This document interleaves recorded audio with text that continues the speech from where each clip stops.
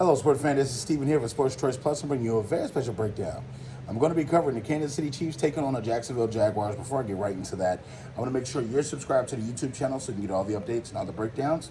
Without further ado, let's get right into it. Looking at this matchup here, you have the Kansas City Chiefs coming off a disappointing loss the first week of the season, and Jacksonville having a very convincing win against the Colts. You saw exactly how Trevor Lawrence is in masterful control of Doug Peterson's offense. Looking at both these teams, they met last year in the playoffs, as you all know. The Jaguars had an excellent chance to possibly make it to the Super Bowl and blew it late in defensive errors all over the place the last couple of minutes, caused them that chance. And you're looking at a Chiefs team that came in, looked a little rusty.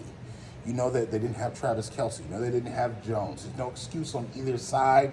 But Patrick Mahomes looks like a totally different quarterback when he doesn't have Travis Kelce to throw the ball to.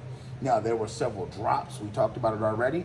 There were several key hitting off the receiver's hands, and all of a sudden it's a pick six. There were several things that just happened for the Lions that made that game almost unpredictable.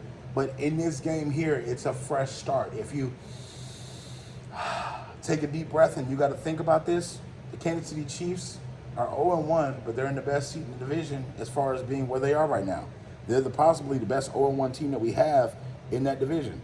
So when you're looking overall, they don't have to panic. They don't have to do anything crazy.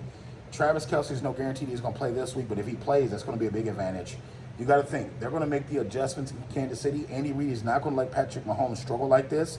He's not going to sit back and just rest on his laurels and say, okay, well, we're going to do the same thing this week. They're going to make the game plan more diverse. They're going to give him a little bit more protection on that offensive line.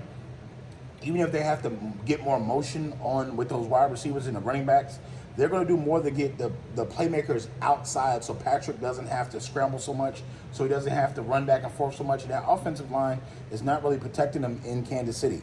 So they're going to have to shift. They're going to have to use a couple more blockers. Andy's going to figure out a way to tweak the offense to where they can do that. They're used to it. But coming in, Trevor Lawrence and company, and that offense with Calvin Ridley is going to be impressive. I'm telling you, they're going to come out. They're going to be hot. They're going to look to score touchdowns. And you got to think, Eaton, you saw exactly what he can do. Catching the ball out the backfield, running the ball out the backfield, getting out and blocking, getting out in the passing game. There's several things this young man can do, and he's very talented. In this offense, Doug Peterson likes to move with a lot of motion. It's almost like an Andy Reid offense. He likes to do the West Coast stuff. He likes to move guys back and forth. He likes to extort different matchups. When you get a Calvin Ridley against a linebacker, book it. When you get some of these running backs against some of these corners, book it. And they're out in the flat. So you have to make that one-on-one tackle, or the guy's going to the next level. When you look at Trevor Lawrence, he's being able to look at the defense saying, oh, they're playing cover two, or they're playing man. Boom. He's diagnosing. You saw against the Colts where you had some wily veterans on there. He's telling them, hey, this guy's the Mike linebacker. Hey, this guy's coming. Boom, boom. He's moving people like chess pieces on the board and making sure the Jaguars know, block this guy. Get down. Hey, you come back. You stay home. He's doing what your quarterback wants to do. So essentially he's learning, he's teaching his guys as he's going, and having Calvin Ridley go and ball out like he did that first game, I think you're going to see more of that in his second game.